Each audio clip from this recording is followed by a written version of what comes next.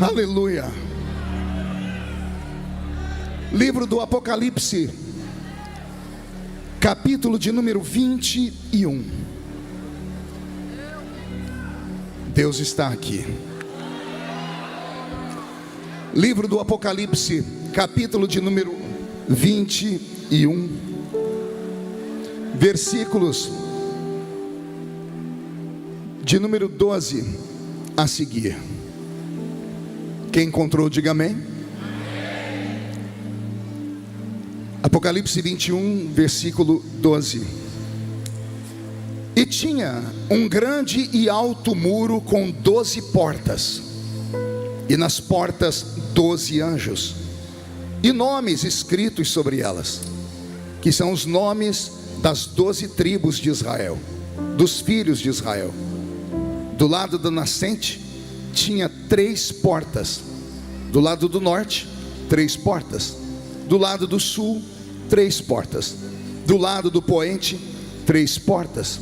E o muro da cidade tinha 12 fundamentos, e neles os nomes dos 12 apóstolos do Cordeiro. E aquele que falava comigo tinha uma cana de ouro para medir a cidade, para medir as suas portas e para medir o seu muro. E a igreja diz: feche a Bíblia, coloque no banco, na cadeira, e pegue na mão da criatura mais perfumada do seu lado. Lembrando que eu falei de bonito e tivemos dificuldade, então perfumado deve ter alguém aí do seu lado ainda. Agora aperte a mão desta criatura com carinho, até ela falar aleluia. Feche os olhos. Senhor, nós oramos nesse momento e nós clamamos pela sua misericórdia. 40 anos de Gideões missionários da última hora como congresso, 40 anos de festa, 40 anos de mensagens que atravessaram continentes e entraram para a história, 40 anos em que vidas foram alcançadas pelo poder da sua palavra, pelo evangelho que salva, 40 anos de cura divina, de batismo com o Espírito Santo, de revelação, de palavras proféticas. Por 40 anos, ó Deus, esse púlpito tem sido alimento para o Brasil e para o mundo. E mais uma vez, humildemente eu te peço, eis-me aqui, e me dê graça para poder falar aquilo que o Senhor quer que a sua igreja ouça. E na medida em que eu estiver pregando, o Senhor tem liberdade para curar, para batizar com o Espírito Santo, para libertar as vidas. E antes que eu comece a ministrar, cerque este ginásio com a sua glória. E num raio de 5 quilômetros, onde houver um demônio alojado, eu dou a esses demônios segundos para sumirem de Camboriú, porque se não sumirem, serão queimados pelo poder da sua glória que aqui será derramada. Rasgue os céus sobre nós, manda anjos de fogo descerem aqui, que estes anjos desçam trazendo brasas de fogo nas mãos, comecem a esparramar estas brasas entre nós, e onde houver um crente cheio do Espírito Santo, pega ele, Jesus, toma ela nas suas mãos agora, agora, agora,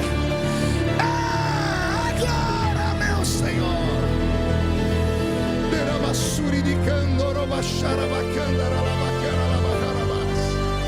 Fala conosco, fica conosco, é o que eu te peço agora e sempre. E toda a igreja diz: os que podem, tomem seu assento, dando a Jesus uma linda salva de palmas, porque Ele é bom, porque Ele é maravilhoso. Querida igreja, noiva do Cordeiro, simpatizantes da nossa fé, amigos que vieram de perto ou de longe para este lindo conclave, Deus é bom em todo o tempo.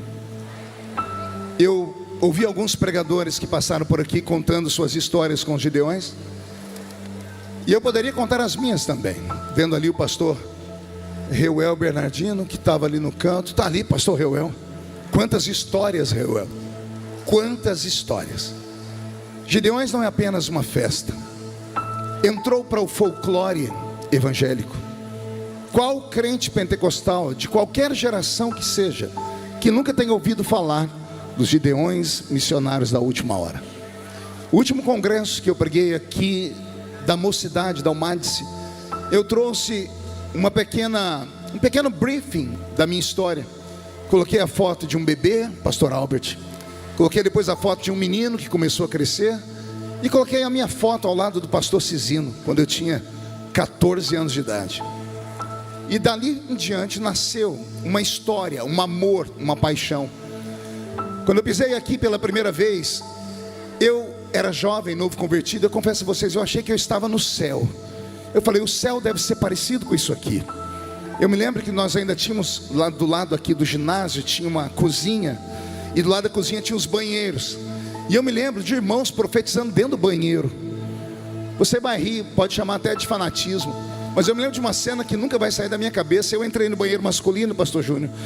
Sentado no vaso tinha um irmão. E em pé do lado de fora um irmão com a mão na cabeça dele. O irmão estava profetizando para o irmão que estava fazendo a necessidade dele. Não sei se era o número 1, se era o número 2. Eu vi, ninguém me contou isso. Hoje isso viraria piada na internet. Mas naquele dia, quando eu vi aquilo, eu falei, Deus escolheu um lugar. E quando Deus escolhe o lugar, quem é que pode se revoltar contra isso? Quantos já tentaram imitar essa festa? Por pura inveja, começaram e terminaram. Aqueles que se espelharam nessa festa e começaram, pastor Daniel Candês, meu filho, todos continuam com a festa em andamento ainda, pastor Lorinaldo. Mas os que nasceram dentro do coração deles algum tipo de sentimento estranho, todos terminaram. Porque esse lugar foi escolhido por Deus. E quando Deus escolhe um lugar, não há ser humano na terra que pode tentar aconselhar Deus a não querer aquele lugar. É a mesma coisa quando Deus escolhe alguém. Por exemplo, eu acredito que todos os que vieram para essa festa vieram porque foram escolhidos por Deus para estar aqui hoje. Meia dúzia entendeu, vou tentar melhorar. Eu quis dizer que no meio de milhões de brasileiros, dizem que somos 36% da população, então são mais de 60 milhões de crentes. Desses 95% são crentes pentecostais. Então no meio de 55 milhões de crentes pentecostais que queriam estar aqui hoje, Deus mandou só você para cá. Então eu acredito piamente que foi Deus quem levantou este evento. E se Deus levantou, deixa eu te dar uma palavra: abrace e ame. Eu vi muita mídia evangélica por aqui. Eu agora mesmo dei entrevista ali para o pessoal dos Assembleianos de Valor e disse a eles, vocês têm que ser uma mídia diferente, porque leva o nome Assembleianos de Valor, então somos assembleianos. Gideões, embora atravessou fronteiras, é administrado hoje pela Assembleia de Deus do estado de Santa Catarina. É uma marca nossa. Então vamos defender a nossa turma, vamos defender a nossa fé. Você não vai encontrar na internet feiticeiro falando de feiticeiro. Você não vai encontrar na internet muçulmano falando de muçulmano.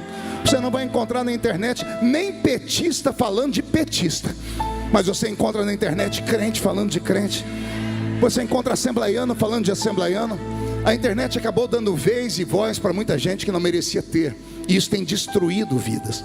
Ontem à noite, pastor Gilmar, era 11h30 da noite, bateram a porta do meu quarto no hotel. Eu achei que era o Roberto que ia me levar comida lá, né? Porque o Roberto sempre me leva comida esse horário. Quando eu abri, um menininho lá, desse tamanhozinho assim, olhos cheios de lágrima. Eu falei, eu acho que eu te conheço. Ele disse, sou eu, pastor. Eu falei, quem? Eu falei, eu não lembrava o nome dele direito. Ele falou assim, meu nome talvez você não vai lembrar, mas você vai lembrar, The King, The Power dele. Era o jovem Miguel. E eu olhei para aquele menino na hora. Eu me vi com 15 anos de idade. Eu tenho um vídeo na internet eu pregando com 15 anos de idade. Talvez eu só sobrevivi até hoje porque naquela época não tinha mídia como temos agora. Porque se as pessoas fossem nos cultos que eu pregava e tirassem um recorte, iam ver eu falando coisas de menino, porque eu era só um menino. Se nós que somos mais velhos não tivermos paciência com esses que são meninos, quem vai ter? Quem vai ter? Miguel é só um garoto de 15 anos, precisa de ajuda, precisa de oração, precisa de pessoas que não vivam para transformá-lo em negócio, porque é isso que fizeram com ele, e estão fazendo ainda. Cada vez que colocam uma polêmica dele, as pessoas ganham monetariamente. Miguel é uma fábrica de lucros. Eu falei para ele: o pessoal dos Gideões não quer que você tenha destaque, exatamente para você não sofrer mais.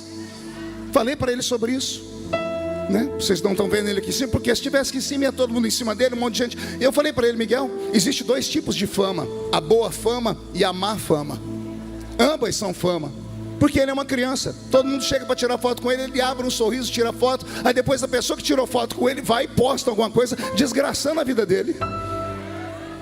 Eu dei para ele 3 conselhos, e se o Miguel estiver me ouvindo aí, os conselhos são esses. Vou repetir para vocês o que eu disse para ele. Primeiro, volte para a escola, estude. Segundo conselho que eu dei para ele: quando for ministrar, Miguel, não deixa nenhum pastor de igreja te usar para você levantar oferta. Eu posso, porque eu tenho história. E mesmo tendo história, eu ainda sofro. Quando ministro aqui no Gideões, a Manhã Missionária, com muito orgulho e muita honra, há mais de 15 anos a Manhã Missionária sou eu que faço. Mas o senhor não sabe o que eu passo quando termina a oferta. As pessoas me xingando, as pessoas me chamando de tudo quanto é, mas eu tenho estrutura. Eu sou um homem de 50 anos, ele é um menino de 15. Eu atendi em Brasília semana passada uma mãe na Comissão de Direitos Humanos que a filha dela de 13 anos se suicidou por causa de internet, por causa de bullying. O que as mídias e essas pessoas que vivem como urubus estão fazendo com Miguel é isso. Estão destruindo a alma desse garoto. Ele é perfeito? Não, não é. Ele faz coisas erradas? Faz. Quem é que não faz? Você que tem 200 anos faz. O que é mais fácil, matá-lo ou ajudá-lo? Então vamos ajudar a Miguel, vamos orar por ele. Vamos pedir a Deus que estenda a sua mão sobre ele. Vamos pedir a Deus que dê a ele força. Miguel, pastor, o pai não é crente. A mãe está com câncer faz 5 anos. E a única irmã que ele tem é feiticeira. Esse é o menino que o Brasil persegue hoje. Esse é o menino que as pessoas querem destruir e acabar. Então, em nome de Jesus, nós vamos orar pela vida dele. Terceiro conselho que eu dei para ele: se for em alguma igreja pregar, se te convidarem e te aceitarem não ministrando oferta, não deixe que ninguém use celular no culto, porque tudo que filmarem vai te dar problema de novo. E a última coisa que eu pedi para ele de coração: mergulha por um tempo, se esconde por um tempo. Por um tempo, deixa a internet esquecer você até aparecer outra coisa. E o futuro dele será grande se ele ouvir esses conselhos. Quem sabe um dia Miguel não vai estar pregando aqui. A igreja diz um amém por isso? É assim que os crentes agem. Chega de prosa. Ah não, a última, já que eu falei mesmo. Pastor Júnior anunciou meu livro ontem, pastor. Quem vai filmar aqui? Vai aparecer, mas tem que aparecer o nome. Aí só. Histórias que o céu escreveu em mim. Vou repetir: histórias que o céu escreveu em mim. Eu conto para todo mundo que eu não sou um pregador, eu sou um contador de histórias. Todos os dias de manhã, alguém me acompanha no Instagram aqui? E o resto não acompanha não, é? Você está seguindo quem? O Gustavo Lima? Me segue também, @MarcoFeliciano. Ó que simples, não é Marcos, tá? É Marco, @MarcoFeliciano. Todos os dias de manhã eu faço um devocional contando histórias. E isso tem ajudado tantas pessoas a saírem da depressão. Pessoas que pararam, estavam no meio do caminho para se suicidar, pararam. E aí eu transformei aquelas histórias nesse livro. Esse livro está ali na banca dos Gideões, tá? E se você quiser levar, talvez no final do culto eu vá lá para deixar um autógrafo para você. Está ali na banca dos Gideões. E para você que está pela internet, como é que faz para adquirir pela internet? Fala aí no microfone, Roberto. Quem está pela internet, só clicar no link que está no seu Instagram. Ah, no meu Instagram, no link onde na bio, está na bio? Está lá. Tá, entrou no meu Instagram, você clica e eu mando para sua casa, tá bom? Amém, igreja? Agora olhe para o seu irmão e diga: você está bem hoje? Então levante a mão direita, faz um carinho nas costas do seu irmão, diga para ele: vai doer só um pouquinho, tá? Agora aquele grito que só vocês sabem dar.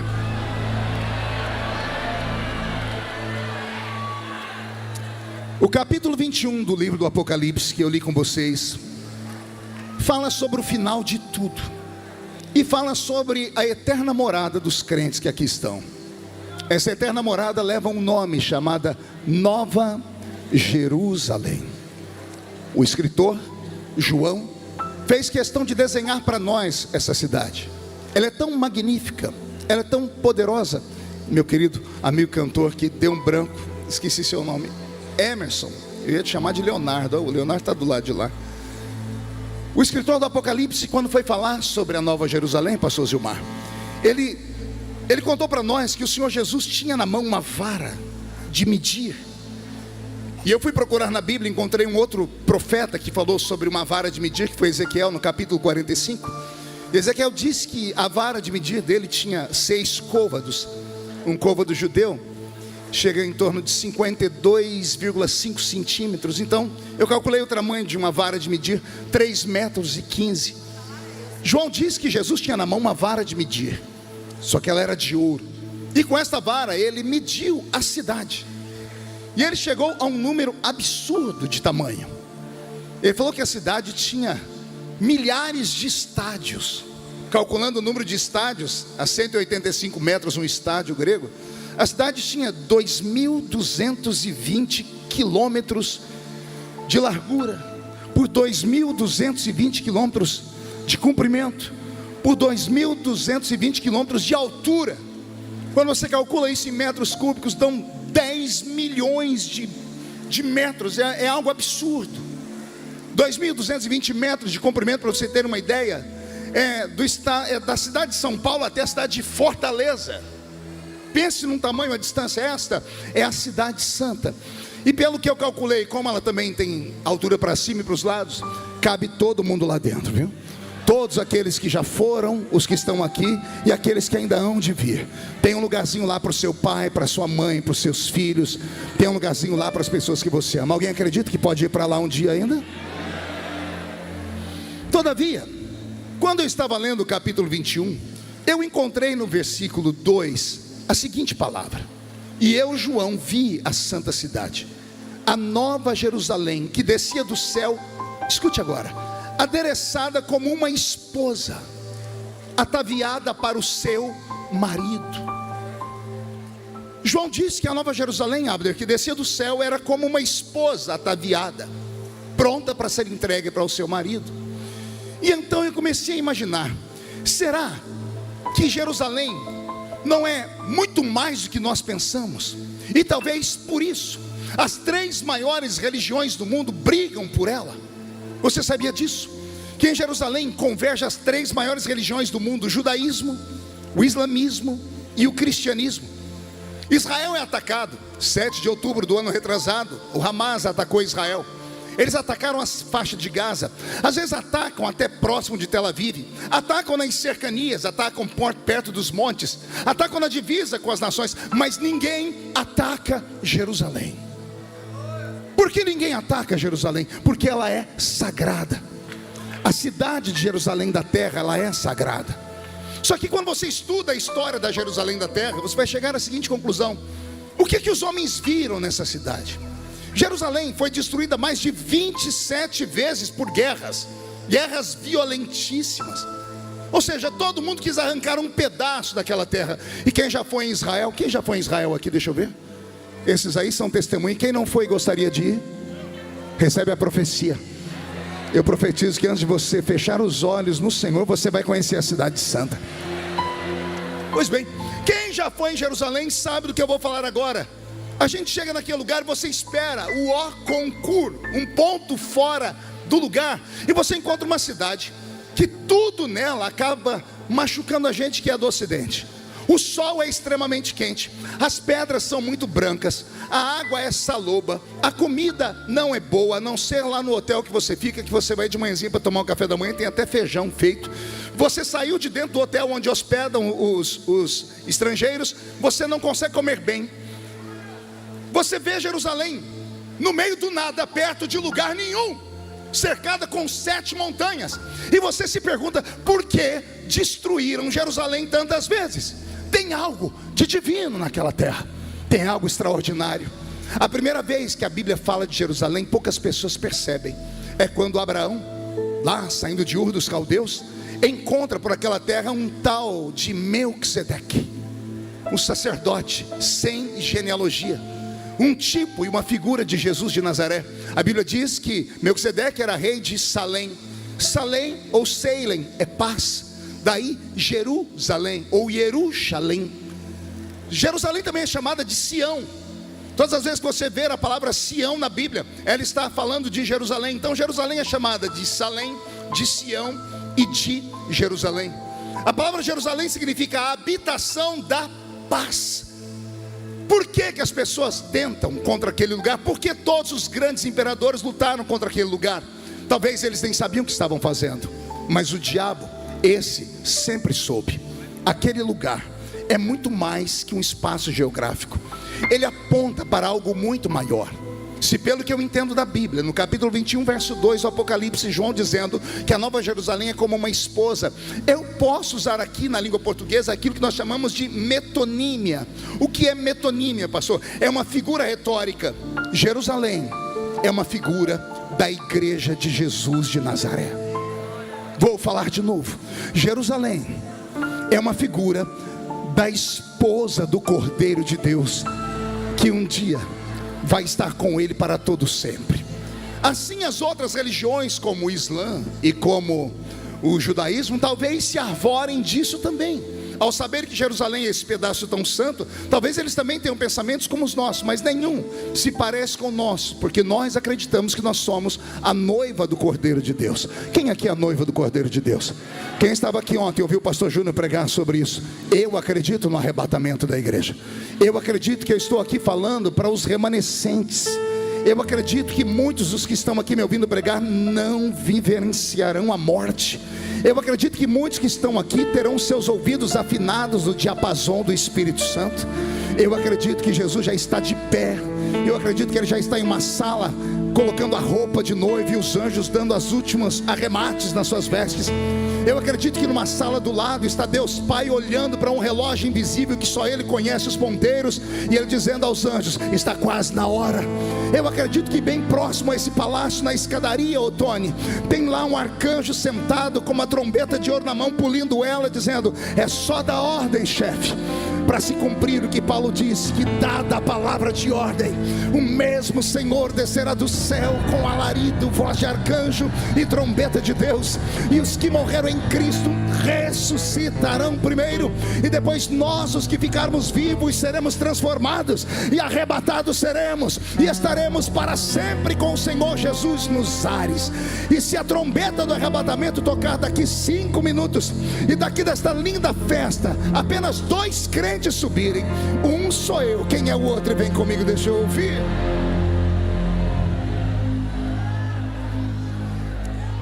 Jerusalém. E aí então eu comecei a pensar com a minha mente de pregador, se Jerusalém é uma metonímia da igreja, ou seja, se ela é uma figura retórica que aponta também para a igreja, Jerusalém pode nos ensinar muito. E para falar dos ensinamentos que eu tenho a dar, eu tenho que voltar no tempo. Então aperte o cinto, porque vamos decolar. Temos que compreender como foi que Deus levou o seu povo para dentro dessa cidade de Jerusalém. Não foi há 1000 anos atrás com Davi, quando ele tomou conta da cidade de Jerusalém pela primeira vez, expulsando os jebuseus de lá. Tudo começa bem antes, começa na Mesopotâmia, quando Deus escolhe Abrão, depois transforma o seu nome em Abraão e tira ele daquela terra e o leva para uma terra que Deus ainda lhe mostraria. De Abraão vem Isaac, de Isaac vem Jacó, de Jacó vem os seus 12 filhos. Jacó com seus filhos vão parar no Egito. E depois de 430 anos aprisionados no Egito, Deus levanta um judeu corajoso chamado Moisés. E é Moisés quem, com mão forte, começa a enfrentar Faraó para arrancar o povo de dentro do Egito. Cada vez que Moisés vai a Faraó, ele diz: deixa o meu povo ir adorar. Moisés não diz: deixa o meu povo sumir daqui. Moisés só diz: deixa o meu povo sair daqui para adorar. E Faraó não deixava o povo sair para adorar. Na primeira vez não deixou, na segunda não deixou. E nós conhecemos as 10 pragas que vieram sobre o Egito. E somente na última, na pior, na praga capital, onde todos os primogênitos do sexo masculino, tanto de homens quanto de animais, foram mortos. E aí então o Faraó permitiu que Moisés saísse com o seu povo daquela terra. Moisés, na noite anterior, recebeu uma revelação de Deus, que toda família precisaria pegar um cordeiro imaculado, o seu sangue aspergido nos umbrais das casas, e o cordeiro comido por toda a família ou amigos que se reuniam. Moisés deu uma ordem tão estranha. Ele disse: é para comer o cordeiro inteiro, não é para comer só a picanha do cordeiro, nem sei se cordeiro tem picanha, não é para comer só o carrezinho do cordeiro, é para comer o cordeiro inteiro, é para comer as vísceras, é para comer a língua, é para comer o cérebro dele, é para comer todo o cordeiro. E não é para comer em forma de churrasco, é para comer com ervas amargas, é para comer com um pão que não tem fermento, é para se alimentar disso. É um momento de reflexão.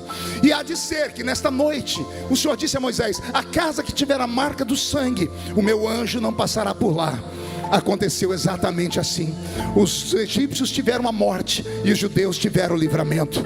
Quando o faraó acordou pela manhã, viu seu filho morto e a pandemia de mortos sobre o Egito, desesperado, ele mandou chamar Moisés e disse: tira o seu povo daqui. E Moisés então deu um grito ao seu povo. Só que Deus é tão bom que Deus não deixa o seu povo perder nada. A Bíblia diz que na medida que os judeus se levantavam para sair daquela terra, todos os egípcios começaram a dar para eles ouro, prata e riquezas. Eu nunca vi ninguém beneficiar empregado, muito menos escravo. Era maneira de Deus falar assim: vocês trabalharam 430 anos aí, sem carteira assinada, sem nenhum tipo de benefício, agora vocês estão indo embora e não pode sair de mão vazia. Eles oprimiram vocês, agora eles vão devolver para vocês tudo que foi roubado nesse tempo. O povo saiu de lá com ouro, com prata. De onde foi que eles arrumaram ouro para fazer o bezerro de ouro? De onde foi que eles arrumaram ouro para construir depois o tabernáculo do Senhor? Então eles saíram dali enriquecidos. Assim é a saga dos hebreus. E então, quando eles estão saindo ali daquela terra, a caminho da terra prometida, esse Israel, Israel, Roberto, mude a música, essa nação que nunca entendeu Deus, uma nação que olharam para o céu e pensaram que Deus era uma espécie de monstro, porque é a única coisa que vem ao meu coração. Imagine você ver Deus fazer todos esses milagres, te tirar do meio da terra onde você foi escravizado, te prometer uma terra de milagres onde mana leite e mel, te tirar com milagres extraordinários como o mar vermelho se abrir e as pragas que aconteceram. Você viu, você participou de tudo isso, para 3 dias depois você pegar o seu líder, colocar ele numa parede e falar: por que você nos trouxe aqui, Moisés? Para morrer no meio do deserto? Lá no Egito ainda tinha sepultura, lá no Egito ainda tinha coisas para a gente comer como alho, bravo, cebola e pepino. Deus não conseguia compreender porque aquele povo era tão ingrato. E talvez aqui esteja o pior pecado de Israel. É claro que quando nós vamos estudar o Israel que é arrastado para dentro de Babilônia, os teólogos vão dizer que os pecados de Israel se baseavam em idolatria, em injustiça para com os mais pobres, em assassinato e não ouvir a voz dos seus profetas e abandono da lei. São isso que os teólogos falam. Mas eu, Marco Feliciano lá da Roça, tenho outro pensamento. O pior erro de Israel foi um crime que eles cometeram, que é o crime da ingratidão. Vou repetir para todos ouvirem: ingratidão. Não tem um pecado pior do que esse. Por que não, pastor? Porque para todos os outros pecados grosseiros existe uma explicação. O que mata, ele avisa: matei em legítima defesa. O que rouba, diz: roubei para colocar comida na boca do meu filho. O que adultera, diz: adulterei por incompatibilidade de gênio. Todo mundo tem uma desculpa para os seus pecados. O ingrato não tem desculpa. Que desculpa vai dar o ingrato que você tira da rua, põe dentro da sua casa? Que desculpa vai ter a pessoa que você tira da boca do seu filho, da roupa da sua esposa e doa para a pessoa? E quando você menos espera, a pessoa vem te dar um abraço de tamanduá e finca uma espada, uma faca nas suas costas. Esse é o pecado da ingratidão. Israel foi ingrato com Deus. Israel olhou para Deus e chegou um certo momento que ele diz: Deus não é Deus, Deus deve ser um Masterchef, porque quer se meter na nossa comida. Porque Deus disse: não é para comer qualquer tipo de coisa. Alguém disse: não, Deus deve ser um construtor de terno. Como é que chama as pessoas que fazem roupa? Estilista. Deus deve ser um estilista, porque está se metendo na nossa roupa. Ele disse que não é para ter roupa de homem em mulher, nem roupa de mulher em homem. Alguém diz: Deus deve ser uma agente matrimonial, porque está se metendo no nosso casamento. Não quer que a gente case com pessoas daqui ou de acolá. Israel não entendeu que Deus estava protegendo eles. Quem lê a Bíblia Sagrada vai entender o que eu vou falar. Quando começamos a Bíblia, de Adão até a Torre de Babel, nós vemos Deus falar com a humanidade inteira. Mas da Torre de Babel para frente, Deus abandona a raça humana inteira. E Deus foca os olhos em apenas um homem chamado Abrão, na terra de Ur dos Caldeus. Há uma explicação para isso. Deus percebeu na Torre de Babel que a raça humana estava tão contaminada que não tinha mais o que fazer. Então Deus procurou com seus olhos na terra um homem, disse: desse homem eu vou trabalhar e cuidar. Dele vai vir uma família que eu vou trabalhar e cuidar. Dessa família vai vir um povo que eu vou trabalhar e cuidar. Desse povo eu terei um modelo para que os outros povos os acompanhem. O que é Israel senão um modelo? Deus queria que a mulher judia, ao andasse pelas ruas e pelas estradas, as pessoas não tivessem dúvida se ela era uma mulher ou se era um homem. Deus queria que o povo de Israel no meio do deserto não sofresse com doenças que viessem com a alimentação de carnes rançosas, com a alimentação de carnes de animais impuros. Deus queria que o povo visse como é que esse povo está tão saudável.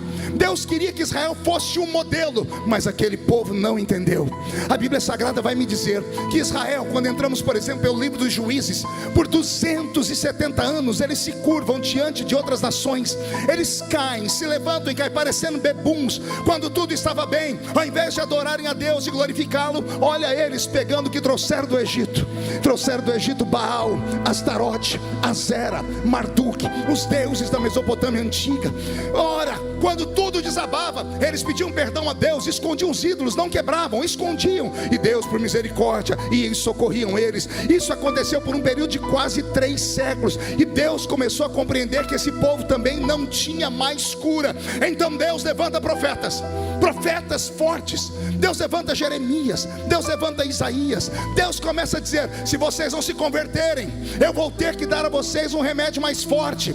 Até agora foi só Cibalena, até agora foi Dorflex, e vocês não estão entendendo. Até agora foi só uma microcirurgia dentro do consultório médico. Pelo jeito, eu vou ter que dar a vocês um tratamento mais pesado. Vou ter que dar um tratamento de quimioterapia, de radioterapia. Vou ter que deixar médicos abrirem vocês por inteiro, para vocês entenderem que vocês não são normais, que vocês estão no mundo, mas não são do mundo, que eu levantei vocês para serem um modelo daquilo que eu quero que o mundo seja. Eu abro um parênteses aqui para dizer que assim como houve um Israel no Velho Testamento, alguém no Novo Testamento vai nos chamar de novo Israel. Tem teólogos que não concordam com isso, tem teólogos que não fazem comparação entre Israel e a igreja, mas eu faço. Tudo que está escrito no Velho Testamento, o Novo diz: aprenda para vocês não errarem também. Siga os passos, porque quem não conhece o passado está fadado a repeti-lo. E não é que o Israel da Bíblia Sagrada não seguiu os exemplos, e não é que o Israel do Novo Testamento também não seguiu os exemplos. Quando eu falo de Novo Testamento, quando eu falo de igrejas que se perderam, eu não preciso falar do século 21, é só voltar dentro da Bíblia Sagrada. No livro de Apocalipse mesmo, no capítulo 3, verso 20, tem um versículo, grande pregador, que todas as vezes que eu era criança, eu pregava no meio do culto ar livre, com o microfonezinho na mão, dizendo: ei pecador, assim diz o Senhor para você, Apocalipse 3 e 20, eis que estou à porta e bato, pastor Ítalo. Se você ouvir a minha voz, eu entrarei aí dentro e cearei com você, você será comigo. Eu preguei isso para o pecador. Eu ainda dizia: a batida na porta é o seu coração. Enquanto você está vivo, Deus está te chamando. É bonita a interpretação, é até de uma simples hermenêutica, mas o texto sagrado não está falando isso. O texto de Apocalipse 3 e 20 tem endereço, é uma igreja que está na Ásia. Respire, uma igreja fundada no alicerce da palavra, uma igreja fundada por apóstolos. Não é uma igreja como nós que viemos, sabe Deus de onde, nem sabemos direito para onde vamos. Uma igreja que foi fundada por aqueles que andaram ao lado do Salvador, que foram testemunhas vivas dos seus milagres. Jesus está na porta de uma igreja, batendo, dizendo: eu estou aqui na porta tentando entrar. Se alguém ouvir a minha voz e abrir a porta, eu entro. Olha, você não entendeu ainda. Eu estou falando que já na Bíblia Sagrada, não precisamos sair da Bíblia, não precisamos atravessar o 1º, 2º, 3º século, é só entrar na Bíblia.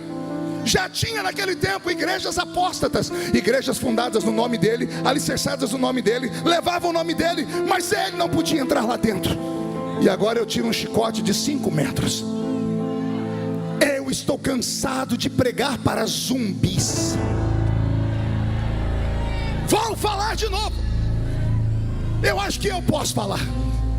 Como eu comecei pregando crianças, se você pegar os vídeos dos Gideões mesmo, de 10, 20, 30 anos atrás, você vai ver uns Gideões que hoje nós não temos mais. E alguém vai falar: por que mudou, pastor? Não foi Deus que mudou, nós mudamos. A nossa forma de adorar mudou, o nosso estilo de música mudou. Nós queremos nos modernizar, devemos e podemos, só não podemos mundanizar. Nós queremos uma coisa diferente. Eu sou da época que a Valquíria de Oliveira começava a cantar aqui, a gente não entendia nada do que ela cantava, mas a gente sentia tudo que ela falava. Daqui a irmã Lauriette, quantas vezes cantou louvores aqui que nos levou até o céu, e nós fomos e voltamos 10 vezes e nunca nos cansamos. Aí de repente modifica-se toda a música. Eu sei que você é um crente moderno, por favor não me espanque, perdoe a minha barba branca, tá? Eu sou mais velhinho, eu sei que você gosta da música do tal do worship. É assim que fala? Tem que fazer biquinho, worship, né? O que é worship, pastor? Para mim worship é aquele louvor em slow motion. Sabe o que é slow motion? Câmera lenta. Começa a música e a pessoa começa a adorar assim, ó.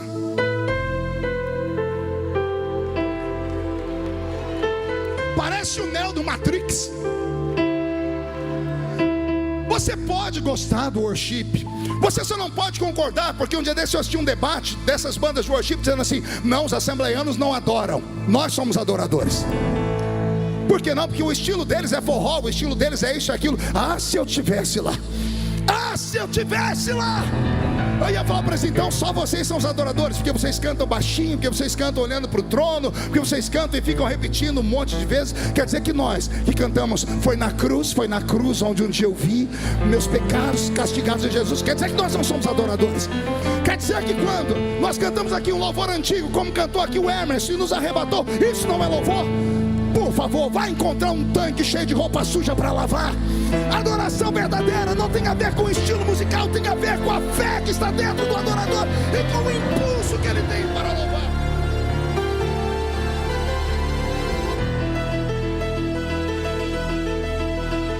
Por que zumbis, pastor? Porque ultimamente eu ando pregando em lugares que eu tenho que ficar jogando fogo no povo e ainda não funciona. Porque aí meia dúzia de desavisados faz um cortinho na internet e coloca lá e ficam tirando sarro na gente.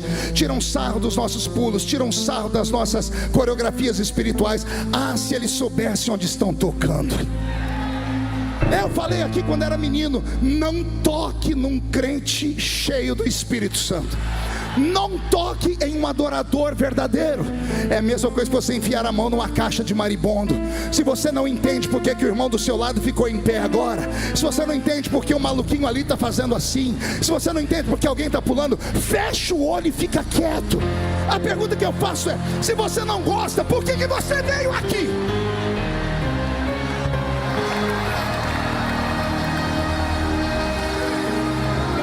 Se você não gosta, vai para outra festa. Tem várias tribos, tem lugar onde você vai, você tem direito até a dormir no culto.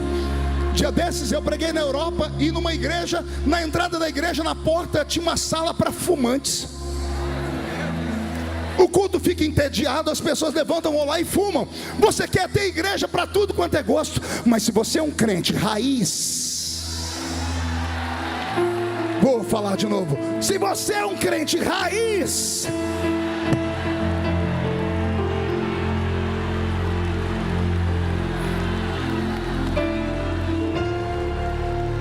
se você é um pentecostal verdadeiro, você não pode ter senões a respeito do poder de Deus. É claro que vão tirar sarro, é tudo que o diabo quer. O diabo quer que as pessoas fiquem com vergonha da sua fé. O diabo quer que a senhora não se alegre mais aqui. Só para a senhora, deixa eu te lembrar, quando a senhora entrou na igreja estava depressiva, a senhora estava querendo se matar, o marido te batia, a senhora era uma mulher quietinha, aí foi subir um monte para orar, se envolveu com esses crentes de oração e ficou valente. Começou a bater o pé no chão, a dar grito, a dar golpe de karatê. A sua psicóloga não sabe o que aconteceu e nunca vai saber, porque Deus destravou você por dentro. O que te destravou? Esse movimento pentecostal. Aí agora vem esses almofadinhas quererem falar de nós. Vem pastor, mas vocês são fanáticos. Nós assembleianos somos fanáticos, é isso que estão falando?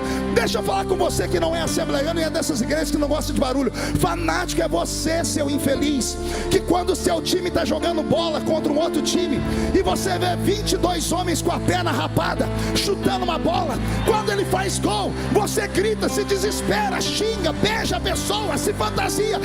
Isso é fanatismo. Aqui eu prego para um time que nunca perdeu um jogo. Nós Nós estamos ensacando Satanás. Esta é a igreja.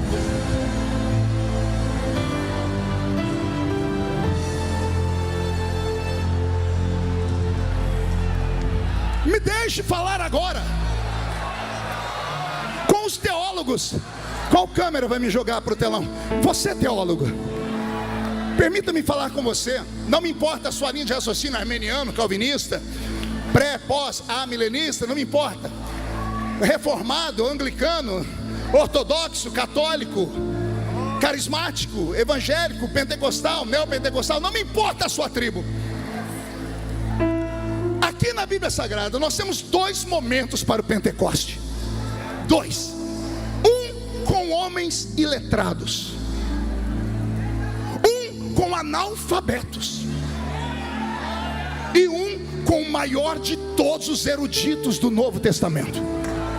Falarei de novo. E um com o maior erudito do Novo Testamento.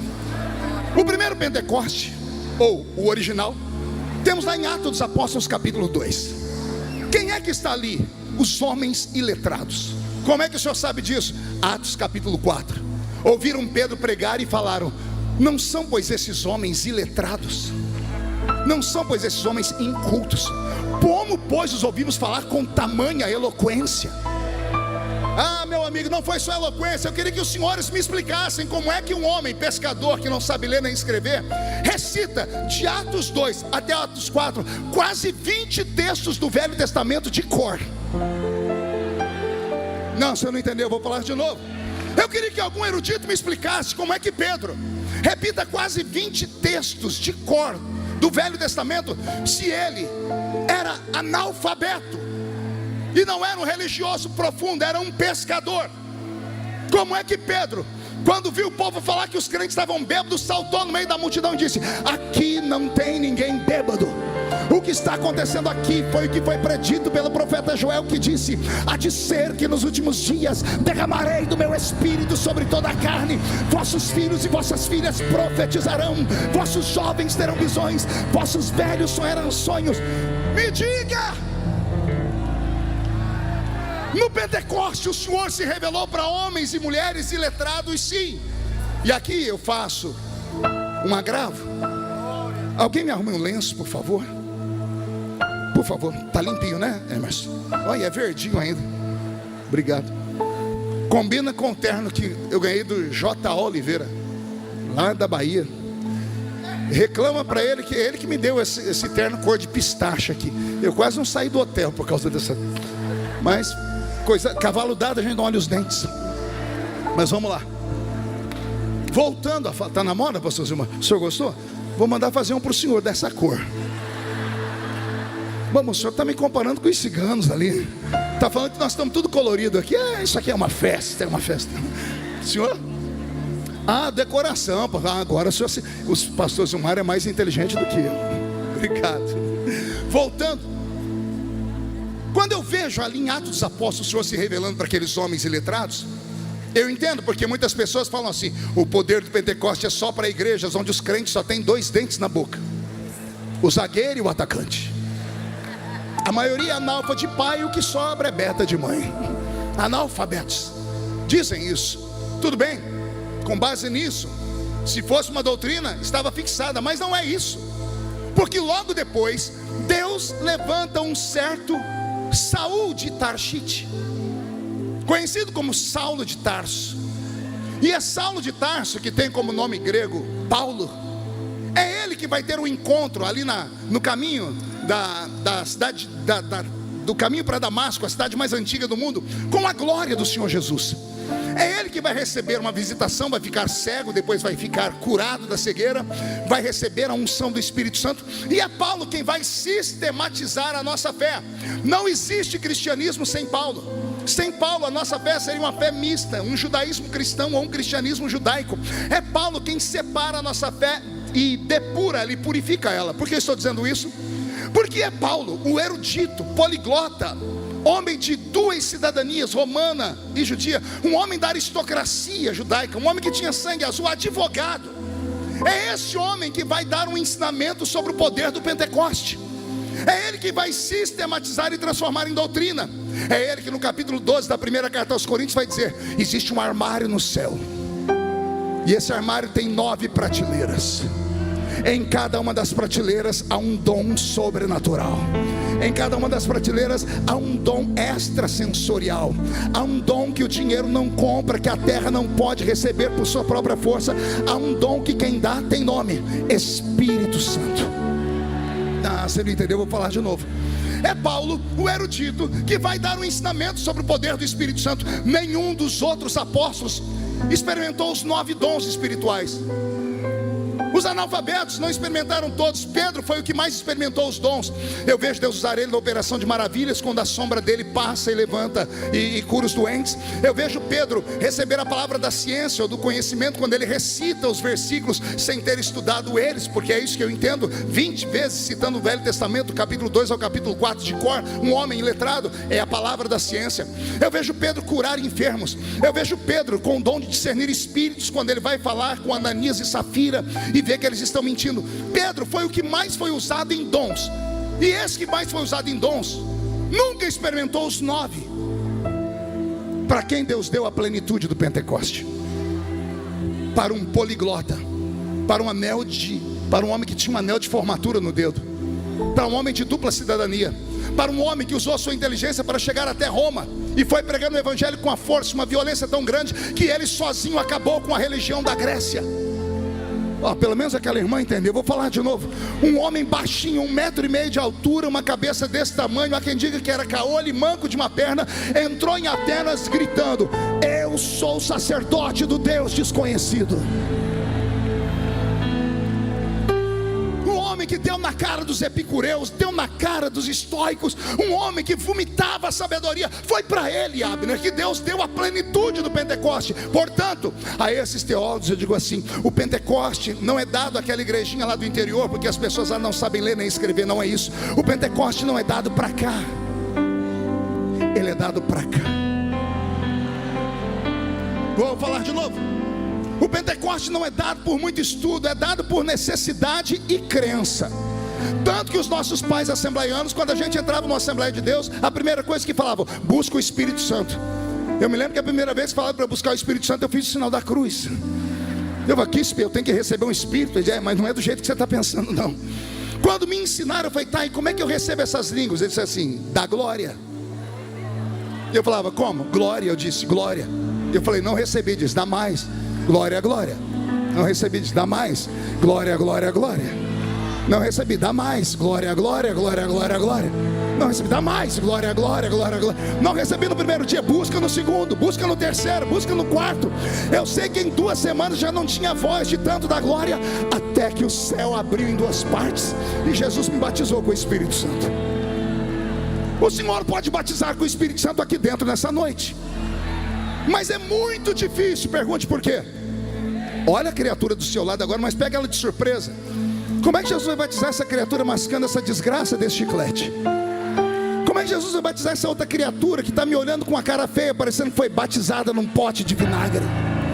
Como é que Jesus pode batizar você se você está numa festa pentecostal, a maior festa pentecostal do mundo, e está aí de braço cruzado, mão no queixo, olhando para o céu, filosofando?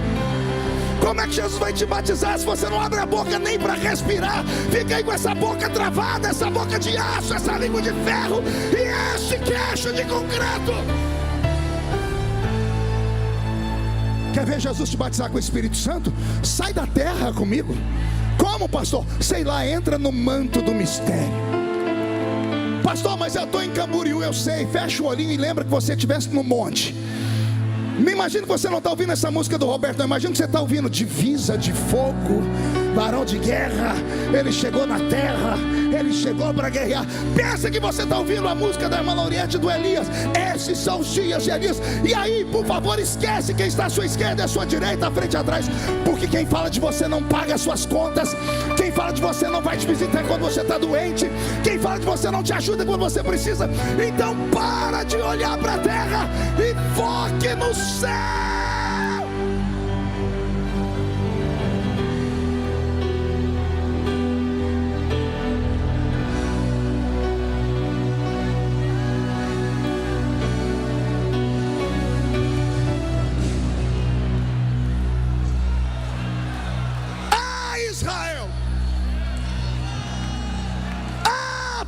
povo de Deus, não destes ouvidos aos profetas. Quantas vezes, pastor Júnior Trovão, nesse púlpito eu vi Deus falar: igreja brasileira se converte, igreja brasileira se dedica às missões, igreja brasileira se santifica. E as pessoas acharam que era uma brincadeira.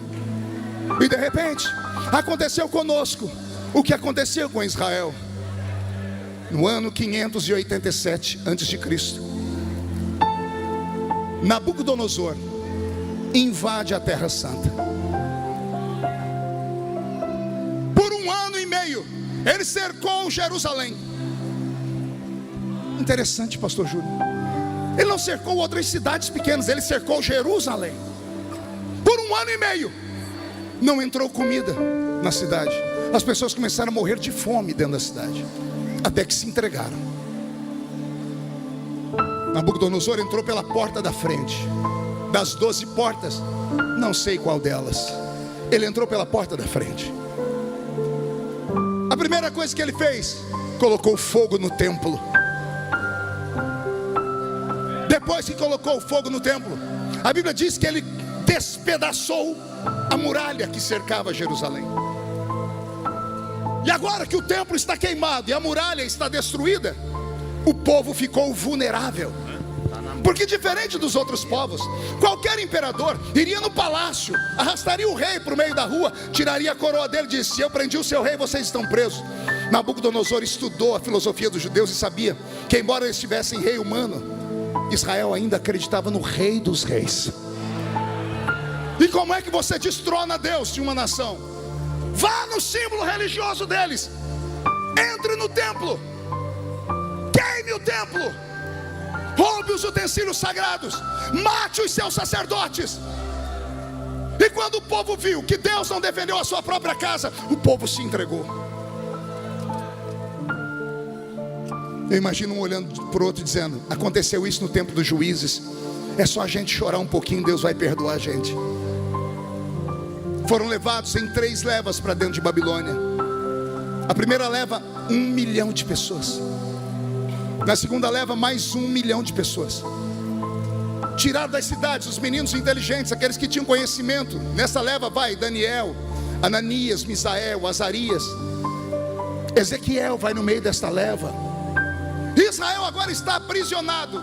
E detalhe, Jerusalém está destruída e desguarnecida. Ela não ficou vazia. Deixaram lá os pobres, deixaram lá os caravélicos, deixaram lá aqueles que já não tinham mais nenhum tipo de aptidão para sobreviver. Os que foram para a Babilônia perderam a ânsia, a vontade de viver. Você vai encontrar nos Salmos alguém dizendo assim: ei, cante um cântico de Sião para nós. E você vai ouvir os judeus falar: como podemos cantar um cântico em terra estranha? Não há mais ânimo em nós.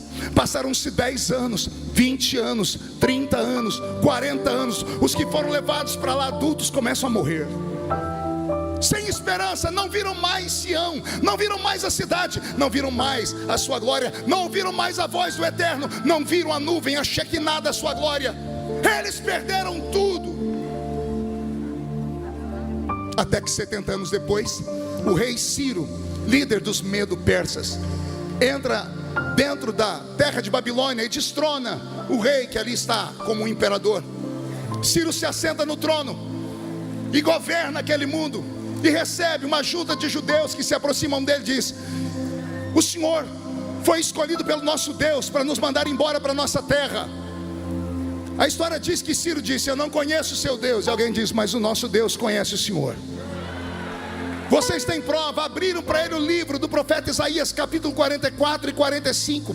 Os últimos versículos do capítulo 44 e o primeiro do capítulo 45. Está escrito lá que digo de Ciro: é o meu pastor e fará tudo que me apraz. Eis que pus diante de ti uma porta aberta, Ciro, que ninguém pode fechá-la. O interessante é que o livro de Isaías foi escrito 200 anos antes de Ciro nascer. Aquela irmã ali entendeu. Vou falar de novo. Ciro não havia nascido, a mãe de Ciro não havia nascido, a avó de Ciro não havia nascido, e Deus já conhecia ele. vou falar de novo até os crentes entenderem. No livro do profeta Isaías, capítulo 44, 45, tem um nome ali que não é judeu, aparece o nome Ciro. O livro foi escrito 2 séculos, 200 anos antes de Ciro nascer. Era Deus dizendo: eu levo meu povo para o cativeiro, mas eu não abandono ele lá. Eu levo não para matar, eu levo para curar.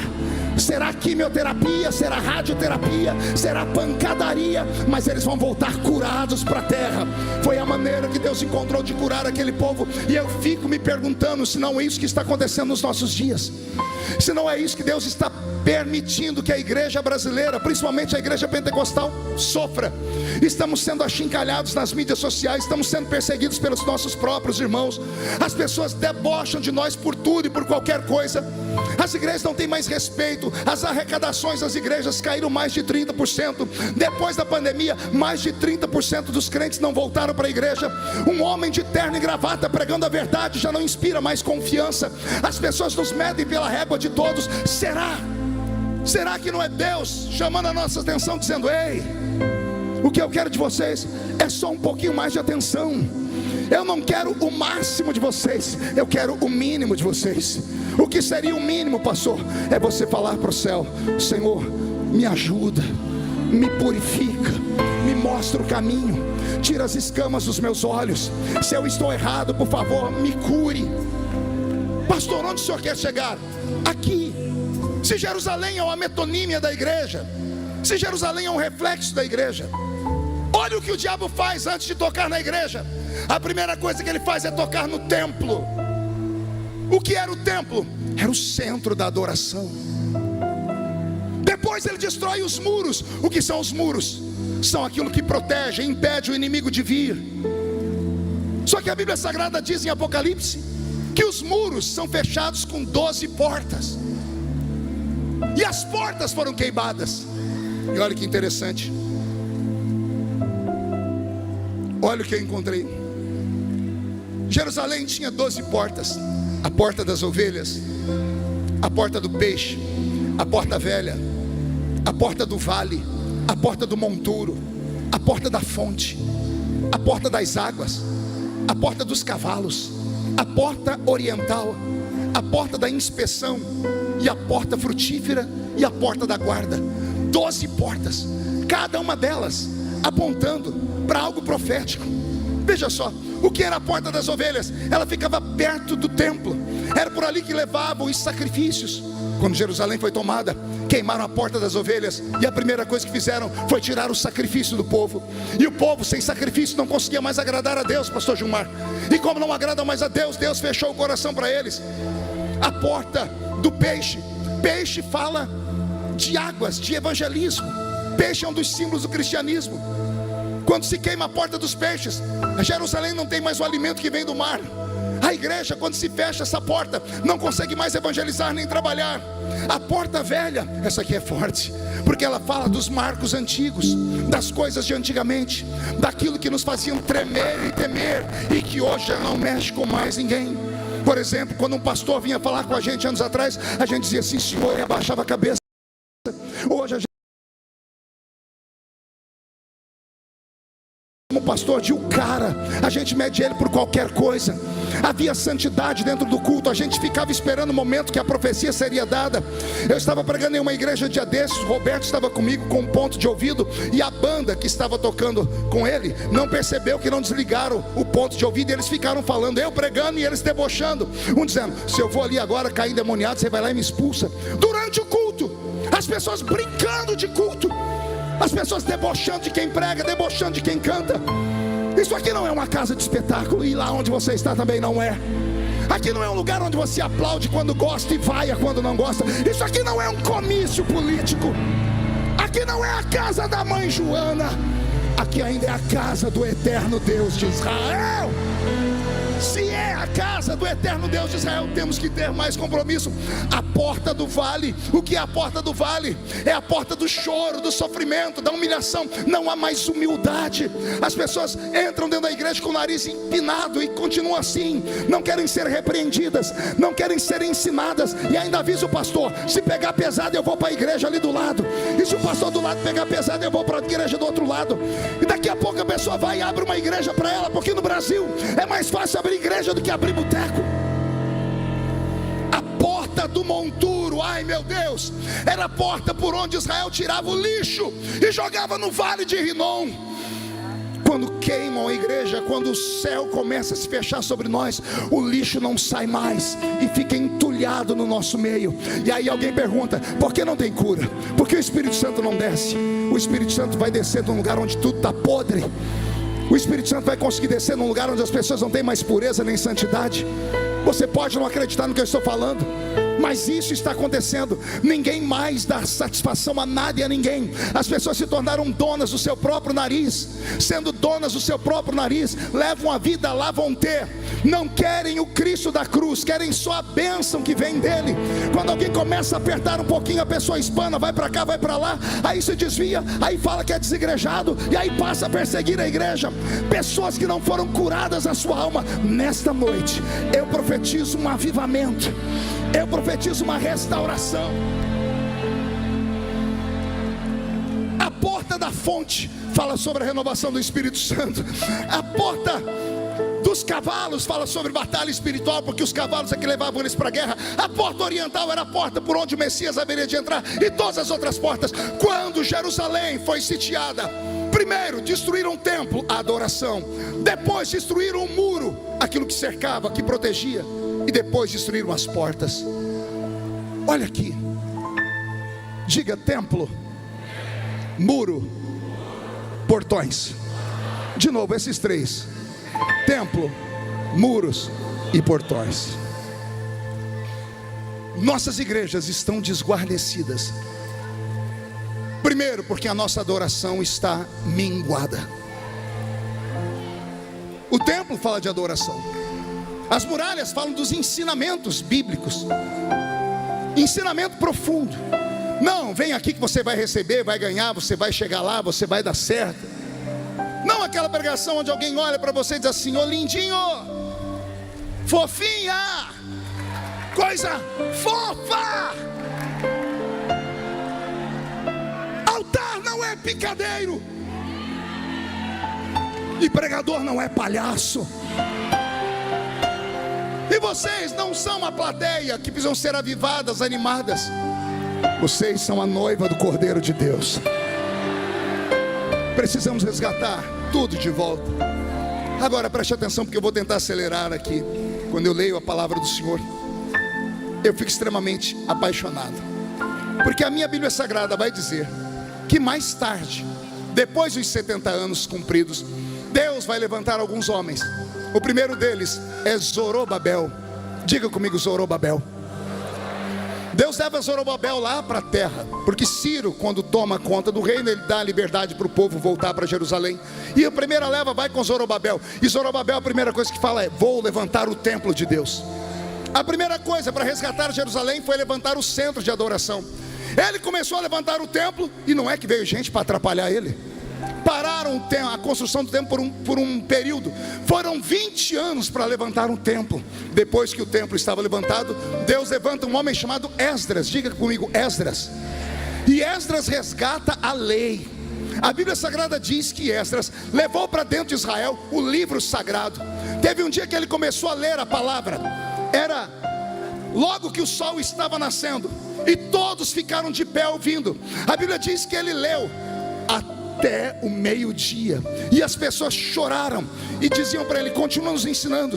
Esdras pegou vários sacerdotes e escribas e colocou no meio do povo com grupinhos, e eles foram ensinando e foram trazendo o povo de volta à revelação. E por último, houve a queima dos portões. Ou seja, quando os portões foram queimados, foi-se embora tudo aquilo que dava acesso a Jerusalém. Agora Deus vai levantar Neemias. E é Neemias quem vai reconstruir não apenas o muro, mas usar as tribos de Israel para levantar os portões. E cada vez que um portão era erguido, Jerusalém era fortificada. Cada vez que um portão era posto de pé, Jerusalém voltava a brilhar.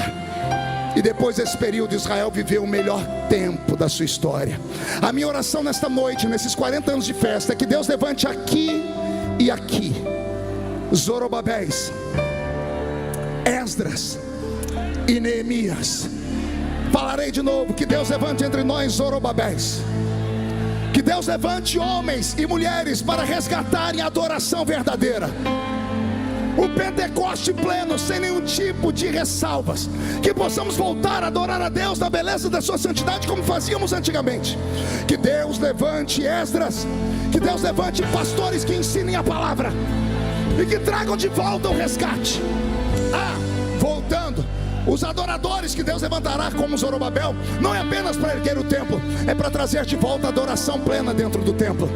Que tipo, pastor? Se na sua igreja o culto começa e os crentes não estão de joelhos dobrados, comece a puxar a orelha deles e vá até o seu pastor e diga para ele: nossos pais fundadores nos ensinaram que culto começa em casa. Chegamos à igreja, dobramos o joelho para orar. Resgatar princípios. Não podemos abandonar princípios. Pastor, o que é que adianta ficar de joelho dobrado? O que é que adianta? Vai te livrar do seu TikTok por pelo menos uns minutos. Vai te livrar da ansiedade e vai te treinar para orar, porque você nem orar sabe mais. Começa a orar, não dá um minuto, já terminou as palavras. Você não treina. Quando levantamos o templo de volta, levantamos o louvor verdadeiro e a oração profunda. Vai haver um avivamento na sua casa. Vai haver um avivamento na sua paróquia. Vai haver um avivamento nessas 176 caravanas que vieram. Esses ônibus vão voltar incendiados para o Brasil. E por onde um gideonita passar, vai haver um avivamento.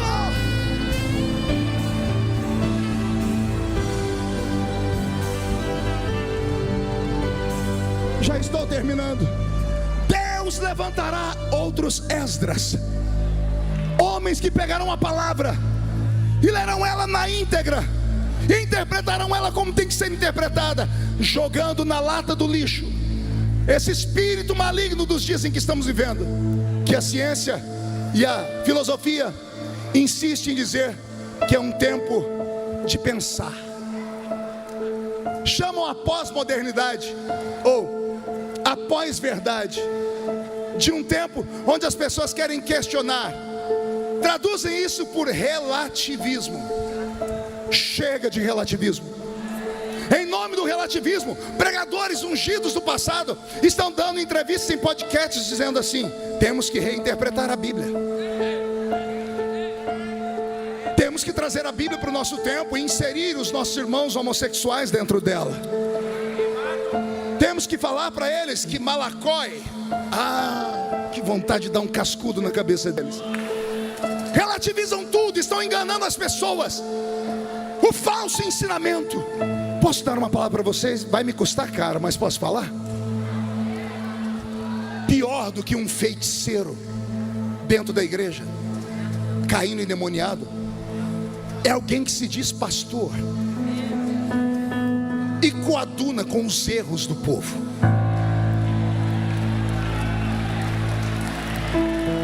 Pior do que um herege, assumidamente herege, é aquele que vai pregar para o povo, ajunta multidões e só abençoa o povo.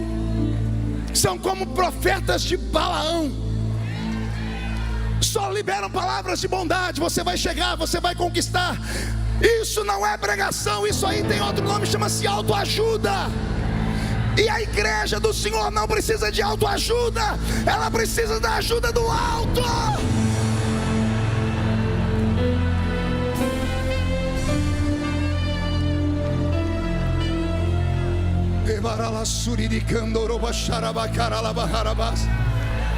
Precisamos resgatar o que estamos perdendo. Pastores, ensinem na sua igreja a proteger as famílias. Nossas famílias estão sob ataque. Temos a família tradicional, que é muito mais do que tradicional. Ela é a família primeira. Ela é a família ancestral. é a célula máter da sociedade. Um homem, uma mulher e os filhos que advêm dela. Ah, pastor Marco, mas e as outras famílias? Existem, eu não fecho os olhos, mas são chamadas de arranjos. Arranjo familiar. O que é um arranjo? É uma coisa que você vai adaptando. Nós não podemos fazer da exceção uma regra. É o contrário, é da regra para a exceção. Não somos nós nos adaptarmos àquilo, são eles que têm que se adaptar a nós. Mas a nossa falência, a falência da nossa fé, a nossa covardia, o nosso medo de irmos presos, a vontade de andarmos de bem com todo mundo, agradar gregos e troianos, nos levaram a esse ponto de convergência que não tem mais como voltar. Está aí. Olha o que acontece hoje com as pessoas. Entram dentro da sua casa e tomam a guarda do seu filho. Para isso, não é preciso fazer muita coisa. Basta você provocar angústia na sua criança. E a sua criança estiver lá na escola. Esse dia desse eu fui buscar a Aurora na escolinha dela, minha neta. E lá estava a Aurora. A Aurora estava lá. E a tia, a professora veio em mim e falou: ô pastor, a Aurora não está bem. Eu disse: o que foi? Ela está quietinha num canto. O senhor sabe se aconteceu alguma coisa com ela? Muito obrigado. O senhor sabe se aconteceu alguma coisa com ela em casa? Eu falei: por quê? Não, porque a gente tem que saber tudo. Eu saí dali com a Aurora e fiquei pensando: mundo maldito. Quando votaram lá em Brasília a lei da palmada, alguém lembra? Patrocinada pela rainha dos baixinhos, Xuxa, que buscou lá na Suécia com a rainha Silvia da Suécia, estão me falando a memória, o país mais progressista da Europa, trouxe para cá um projeto de lei que diz assim: se a sua criança sentir angústia, o Estado pode vir e tomar o seu filho. Mensure para mim a angústia. Leonardo, o que é angústia? Um choro, a criança está com a carinha fechada, isso é angústia. O Estado pode vir e tomar o seu filho. Por que chegamos nesse ponto? Fraquejamos, fracassamos, fizemos aliança com Satanás, fechamos os olhos, fechamos a boca. Quando deveríamos protestar, falamos: não, a igreja é diferente, a igreja não tem que se misturar com nada. Não tem. Não, mas a política desgraça. Desgraça o quê? A política não é um problema. O problema é quem você manda para a política.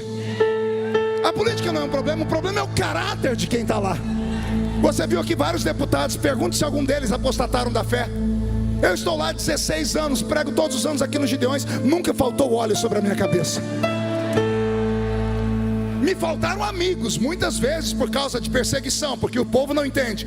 Tudo que compra na internet ou na televisão acha que é verdadeiro, não sabe da luta que nós passamos. Mas a perseverança e a força de vontade me fez permanecer até aqui, mostrar para vocês que é possível ser político e continuar cheio do Espírito Santo. E não faltaram pancadas. Então a política não é um problema. O problema está em nós, na nossa fraqueza. A Europa, vai me custar caro de novo. A Europa está sendo islamizada, pastor. A Inglaterra, país de John Wesley, o maior dos avivalistas, o pai do avivamento, tem das suas 10 maiores cidades, a começar por Londres, prefeitos muçulmanos. A Inglaterra é de John Wesley, de Charles Finney, de Spurgeon, os maiores pregadores que nós aprendemos nos seminários. Está islamizada. Você vai na França, em certo horário do dia, a França para, não importa se é no meio da rua. Está aqui o pastor Sângelo que sabe disso. Eles tiram das sacolas um tapete, dobram o joelho onde estiver e começam a orar. Eu estava aqui no aeroporto de Guarulhos dia desses. Deu a hora da oração deles. Eles não importam quem está perto, eles não têm vergonha da fé deles. Eu olhei aqueles homens ajoelhados dentro do aeroporto e falei: meu Deus, isso aqui é fé. Agora detalhe, pergunte se alguém debocha deles. Vai debochar de um muçulmano? Vai. Tenta, só tenta. Lá na França, o jornal Charles Hebdo foi explodido por uma bomba, porque colocaram uma charge, uma figurinha com a cara do profeta Maomé, do jeito que eles não gostaram. Eles não aceitam que ninguém toque na fé deles. E nós cristãos estamos vendo o nosso irmão apanhando ali, não deixa, não é da minha igreja. Tem outro ali, não, eu não conheço. Somos um povo dividido. Você já parou para pensar que nós somos, segundo o IBGE, o ano que vem 36% da nação? 56% de 200 milhões, quase 80 milhões de crentes. Quantos crentes? O último presidente da república foi eleito com quantos votos, você lembra? 57. Nós temos 80 milhões. Vou falar de novo. O último presidente foi eleito com 57 milhões. Nós somos 80 milhões. Não está entendendo, né? Você não entende porque o jornal bate em nós? Porque tudo com crente vai parar na primeira página do jornal. Eles entenderam o que você ainda não entendeu. Eles entenderam o que os nossos líderes ainda não entenderam, que nós seremos maioria daqui uns dias. E se formos maioria, corremos o risco de um dia termos um presidente da república crente. Quem sabe um puro sangue cheio do Espírito Santo. E ó, se cumprindo a profecia, os crentes indo para o culto no meio de semana com o radinho de pilha ligado só para ouvir a voz do Brasil, que hoje ninguém escuta de raiva, mas aquele dia ouvirão um jornalista falar com a palavra Sua Excelência, o presidente da República Federativa do Brasil. E o presidente da República Federativa do Brasil começará o seu discurso assim: eu cumprimento os compatriotas brasileiros com a paz do Senhor.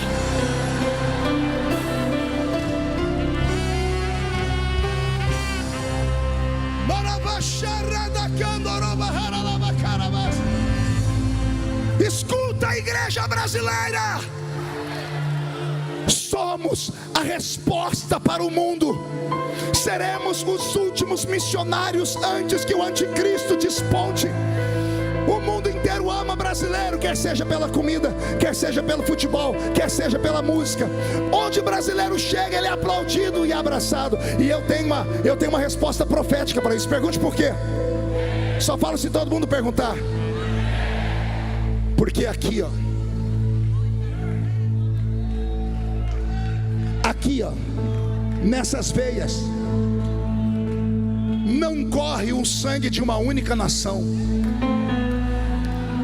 Você vai na Inglaterra, põe 200 ingleses num lugar, você vê todo mundo loiro do olho azul. Você vai nos países nórdicos, a mesma coisa.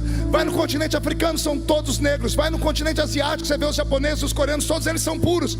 Você olha para o brasileiro, dá uma olhadinha aí do seu lado. Um é amarelo, um é branco, um é vermelho. Todas as nações do mundo passam pelo sangue do brasileiro. Nós somos a esperança do mundo. Eu não estou pregando só para um povo que veio aqui porque não tinha para onde ir. Eu estou pregando para a geração do avivamento, que levará o evangelho aos quadrantes da terra. Só quem crê nisso, por favor, dê um grito para acordar Camboriú.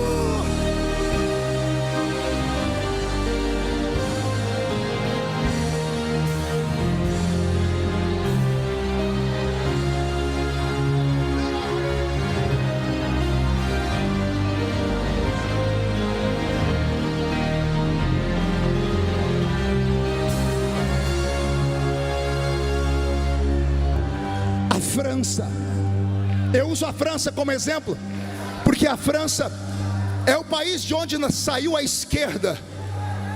É lá na França que nasce o termo esquerda. A França de Robespierre, a França dos intelectuais, pastor Reuel. A França, primeiro país do mundo a ter e aprovar o casamento gay.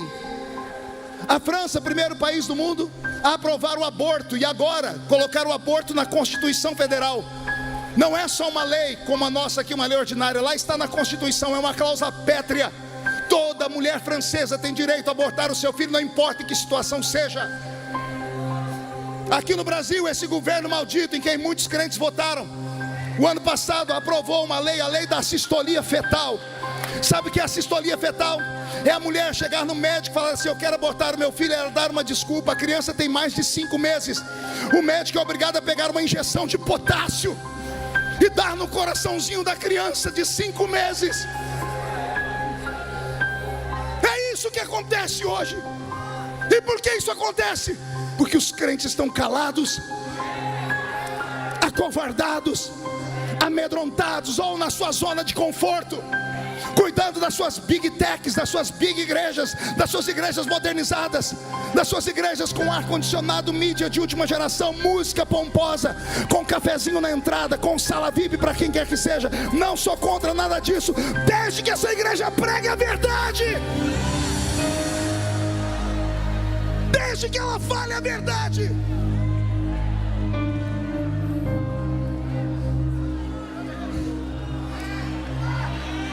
A França, que apoiou o feminismo, e eu não sou contra o feminismo, eu sou contra feministas, feminazes, mulheres que querem impor de cima para baixo as suas condições sobre nós.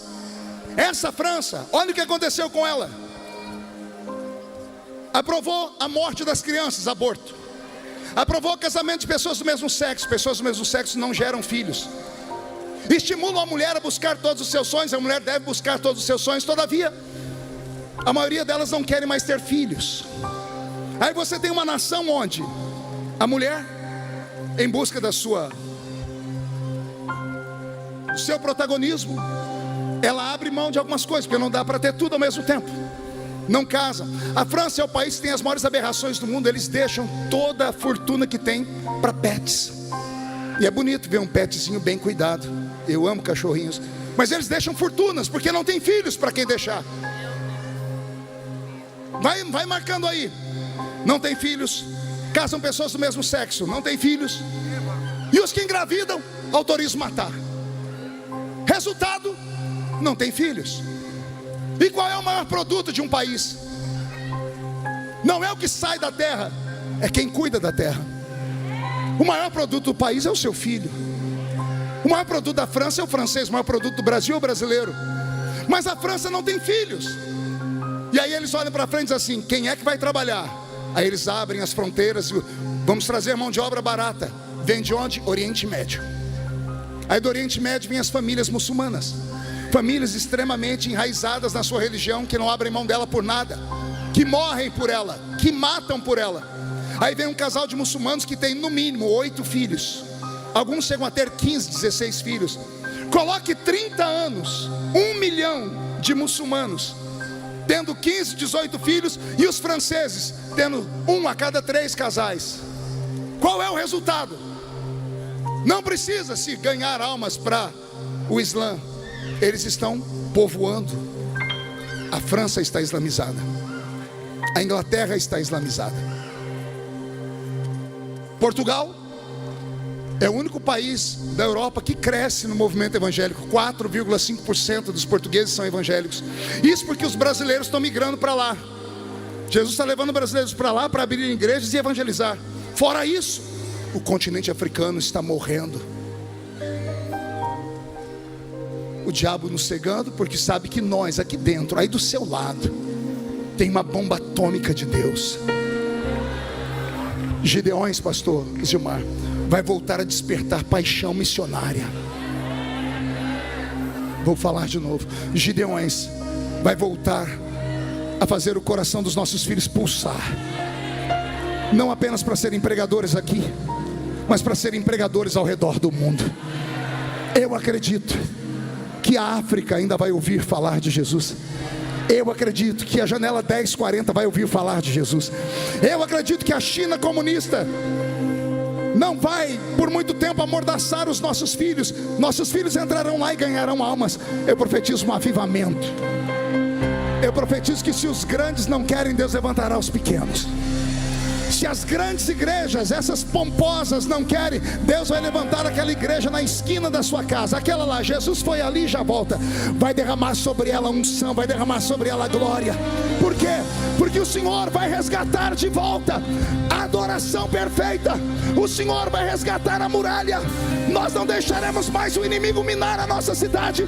O Senhor vai restaurar as portas. Restaura, restaura, restaura, restaura, restaura, restaura, restaura.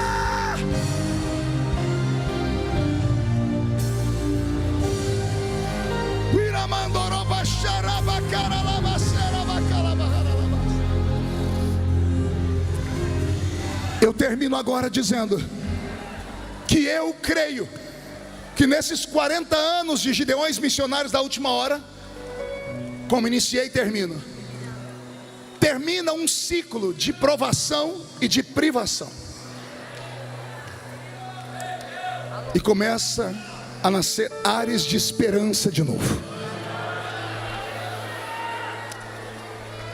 A sua caravana vai voltar cheia do Espírito Santo. Nesta madrugada, o Senhor visitará muitos de vocês com sonhos. O Senhor vai acender uma lâmpada no seu ministério de novo. O Senhor vai de novo soprar no nosso ouvido, como cantou aqui o Emerson. Nós gritamos: reaviva, Senhor, a sua igreja de novo. Eu convido todos a ficarem de pé. Eu convido todos a pegarem nas mãos uns dos outros.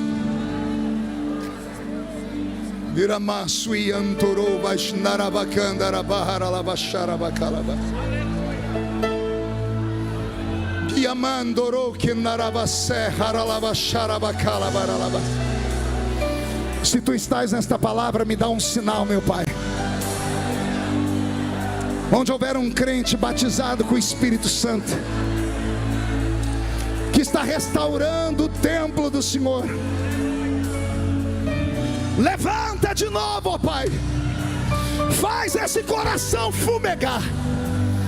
Desperta este profeta mais uma vez. Desperta esta profetisa mais uma vez. Desperta esse ministério mais uma vez. Desperta esta mulher de oração mais uma vez. Se tu estás aqui, Senhor, faz a sua glória cair sobre nós.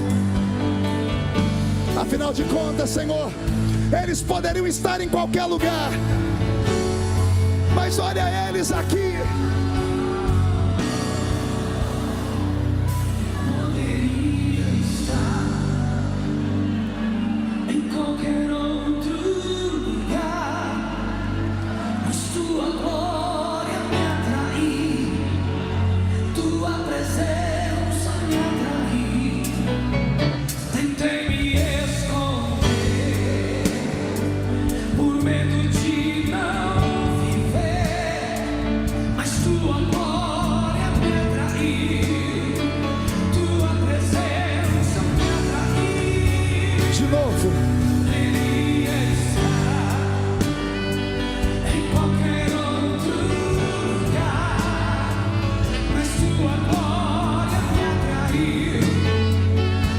Presença me atraiu, tentei me esconder, por medo de não viver, mas sua glória me atraiu, tua presença me atraiu,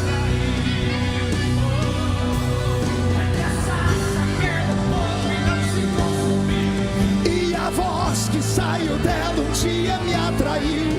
E o meu coração queimou até que descobriu que um dia com tua glória vale mais que mil.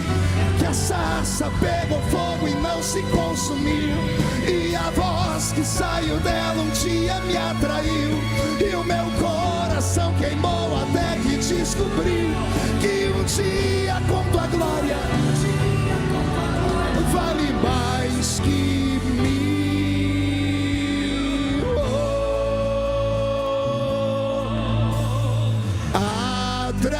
Atraídos pela tua presença, não me vejo sem a tua presença. Canta, Camboriú.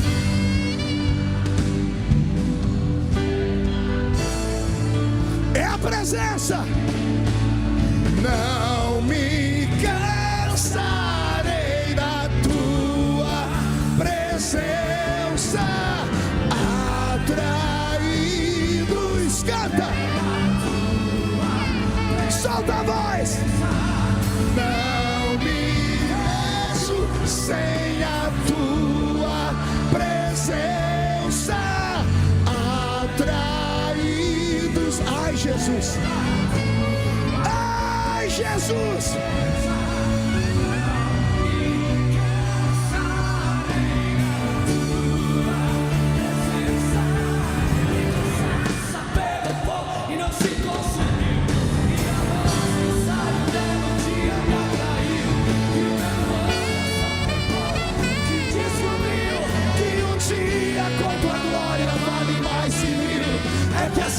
fumaça pegou fogo e não se consumiu, e a voz que saiu dela um dia me atraiu, e o meu coração queimou.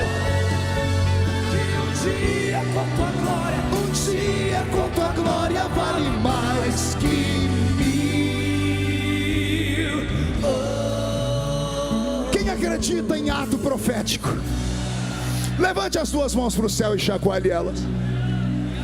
Fique de frente para alguém que está do seu lado, mas não toque na pessoa, só chacoalhe a mão sobre ela.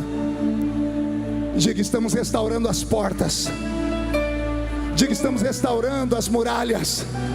Estamos restaurando o louvor.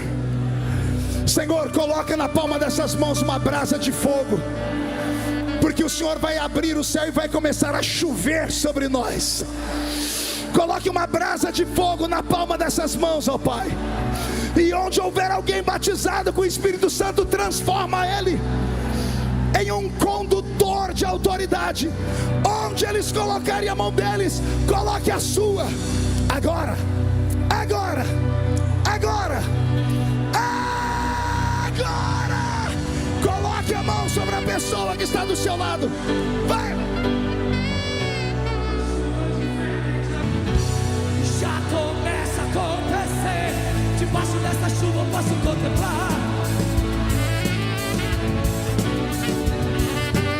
Meu Deus, batiza, Jesus. Batiza de novo, cura de novo. Arrebata, Senhor, arrebata, Senhor. E desse lado tem poder, Desse lado tem vitória. Aqui na frente tem irmãos sendo batizados e dando glória. aqui no meio fogo cai. Toda enfermidade não existe, sai. Pelo santo nome de Jesus. Para terminar, mão direita aqui em cima, chacoalhe a sua mão.